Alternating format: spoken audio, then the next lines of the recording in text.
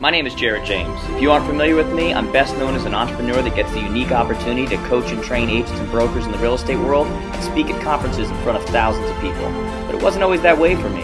What separates me from so many others is that I've actually done everything that I want you to be able to do. For that reason, this is the place to come if you want to learn the strategies needed to succeed in today's marketplace. This is the Jared James Today Show.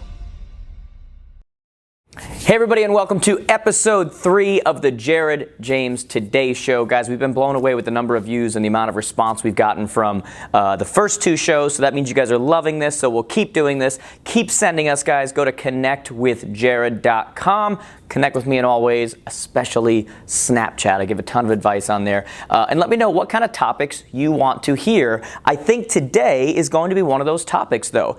Today, we're going to talk about when and how to hire a real estate assistant, because it's a question that so many of us have when we're in the industry, and many people go decades trying to figure out, should I do it now? Should I not do it? And there's always this fear of like, can I afford them? I don't know if I can afford them. I don't know. Let me give you a little bonus tip right now.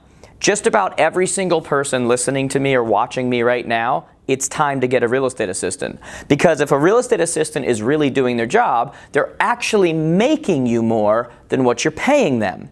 Because when you look at the idea that most of us look at a real estate assistant and go, oh, I can finally get rid of all the crap I don't want to do and all the paperwork and all the, yeah, they do some of that stuff. But all the marketing strategies, the things that we teach many of our students, all the marketing strategies that actually bring you income, that make you proactive, not reactive, a lot of that stuff, when you look at things like the new listing prospecting letter and these things, and many others, are things that your assistant not only can, but should be doing, okay? So you need to go do a little research, watch some of our other videos. Make sure you subscribe on here, by the way, YouTube. We're putting out a ton of content right now. And subscribe at our website too, jaredjamestoday.com. There's a little box that pops up. Just put in your email. You'll get a lot of the free content that we put out on a regular basis. But you need to have them doing those kind of things too, okay? So let's talk about the first part here, which is, how do you know that it's time to get an assistant? Assuming you ignored everything I just said a second ago, okay?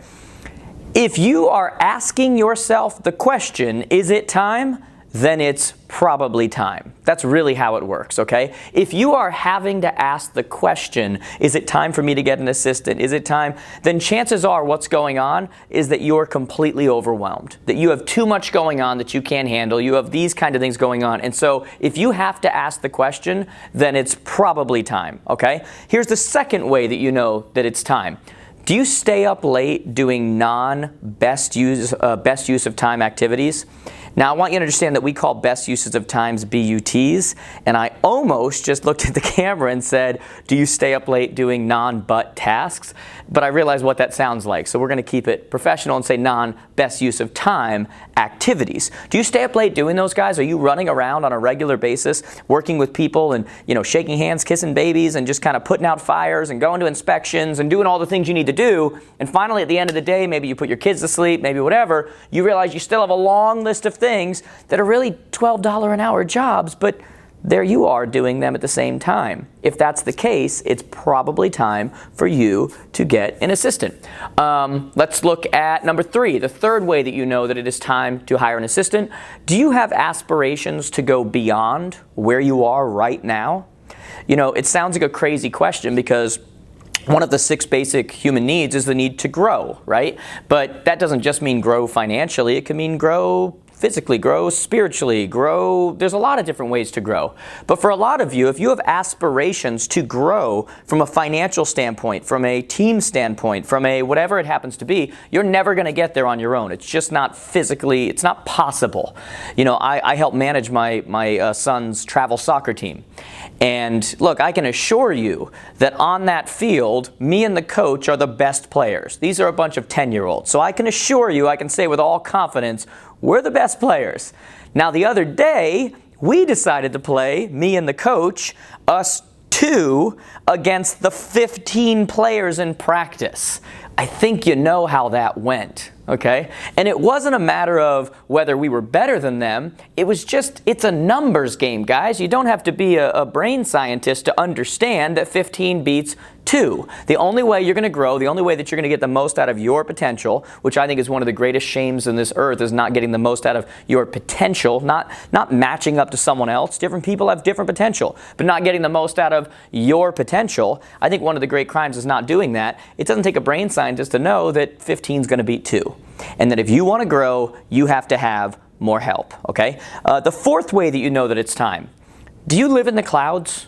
You know, are you somebody that kind of like, I do this a lot, right? Like one of the most common things that's said in my office all the time is I always say, do I need to know about that? Do I need to know? Or I'll bring them something and I'll just be like, here, like just make that happen and, you know, do whatever. Like I live in the clouds. Like I put 5 things on my reminders last night of higher, you know, level things that we need to be doing and, you know, whatever. If you live in the clouds, you need an assistant because you're just not going to be able to implement in the way that you need to and really leverage the way your mind thinks, the way your brain thinks. And generally people who are in real estate, especially self-starters, entrepreneurial people, they live in the clouds. So you've got to kind of take that into account and plan accordingly for it, okay? Now, fifth way that you know that it's time to hire somebody, do you know that you're losing business? I mean, let's get real here. When I talk to, we coach thousands of people, and when I talk to a lot of these people, especially higher end earners, and we start talking about their systems and processes and what's going on and all this kind of stuff, in almost every single scenario, I would say 99% of the time, they are well aware that they are losing business right now because of the way they're running their business. They already know it. They know that things are falling through the cracks. I tell people, you don't remember what you've forgotten, right? So when someone says to me, well, no, I don't think I'm losing anything, I follow up with everyone. You don't remember what you've forgotten. That's like a yogiism right there, but it's the truth. You don't remember what you've forgotten, all right? So if you know that you're losing business, 99% of the time people admit it. The other 1% are lying, or they just don't remember, okay? If you know you're losing business, it's time to get that person to help you out, or another person to help you out, because let's face it again, as I said in the beginning, their job is not just to do the hard work and the whatever, it's to actually make you more money than you're spending on them, okay? Let's talk about the second phase now that you know that it's time, if it is for you, to get an assistant. And if you know somebody, by the way, that'll benefit from this, share this with them, because there are a lot of people who have this question. So let's talk about the second portion of this, which is, what are you really looking for when you start to look for a real estate assistant? I tell people, the first thing you're looking for is they must be detail and system oriented, okay? Detail and system oriented. How do you know you're going to have somebody like that? Number one, in your hiring process. When you put out some kind of a call for a job or something like that, you go on an Indeed or you go on a Craigslist or you go on any of these places and you start putting out a job opening, make them follow a lot of steps, okay? Like when we put out for a job opening, we tell them, here's exactly what the email subject should be. Here's exactly the format your resume should be in. We want it in a PDF format. Email it to this exact, and we give all these steps. You know why? Because if they miss any one of those steps or they send us a Microsoft Word document instead of a PDF, if the email subject is different than what we said, if any of that stuff's done, we've already eliminated them and we know that they're not able to follow instructions and they are not detail oriented, okay? You're looking for someone who is annoyed by a lack of order. Okay, I'm not talking about you. I'm not talking about you who tries to. You're the people who come into our coaching program and you tell us, well, it's organized chaos. I know you don't get it, but I get it. That's the kind of stuff people say when they know that they're completely just chaotic, whatever. You need someone who is annoyed by that lack of order. Somebody who's going to come in and go, no. There's got to be a better system for this. There's got to be a better way for this. We've got to be you want somebody you can send something to them and go, hey, what's a better way to do this? And they function, they're wired in a way that they like systems. They like things to run smooth. They like to know exactly where things are. That's who you're looking for, okay? The second thing you're looking for is you want a naturally positive person, okay? I'm not talking about somebody who comes in the first interview and acts nice. Everyone acts nice in the first interview, right? Like that'd be like someone going out on a first date and just being a dud, which those are out there. But generally everybody acts good in a first interview. This is why you have to have many, many interviews. The person standing behind the camera right now will tell you that her last interview, or second to last interview, I think, was in a bar. Like, crazy, right? Like, you do these interviews, whatever, and you're like, hey, let's go to a bar. Let's go. We wanted to see what she was actually like. We want to see what happens when she breaks down. We want to see, like, is she actually a happy, person that we want to be around? Or was she, because miserable people can only act happy for so long before the time bomb just goes off and they go, I just can't take this anymore. I have to be miserable, right? And so you need to do many different interviews and maybe even get them in a different setting to make sure you have a naturally positive person, because you don't want people interacting with your clients, interacting with your agents, interacting with yourself, that you are not looking forward to seeing, okay? Big mistake. If you're not looking forward to seeing them, they've got to go. As simple as that.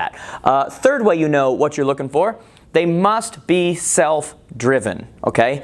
You want someone who is looking for ways to make your life easier. You want someone who anticipates, right? I tell my assistant, Rachel, all the time, like, I don't want to think about it. Just like think where I'm going to be and just take care of it. Like I don't want to, and even when I have to point something out, I go, I don't want to think about that next time. Like that's what you want. You want someone anticipating and taking things off of you so that you can be free to be who you are and live in the clouds and think bigger and go get the business and do those kinds of things. Fourth thing that you're looking for. This is so freaking obvious, you would think, but my God, how often I see this that it's not the case.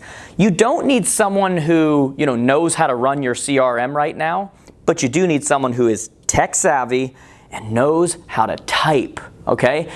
If you get someone who's just glorious and they're happy and they're whatever, but then you see them doing this when they're typing, and they type like your grandmother, I love my grandmother to death. I'm not going to hire her to be my assistant, right? Like, come on, right? They need to understand, because most programs, most software, if someone's tech savvy, people can pick up like this, because it's all built on the same basis, foundation, whatever. It's pretty simple, but they have to have that. It's not about them just being details oriented and everything else. If they're not tech savvy and they can't do this without looking, I'm just telling you, it's more of a pain. There's plenty of people out there who know how to do that you want, that are going to do it, okay? Now, let's talk about once you find that person. Let's go to the third section now and say, okay, now you've hired them.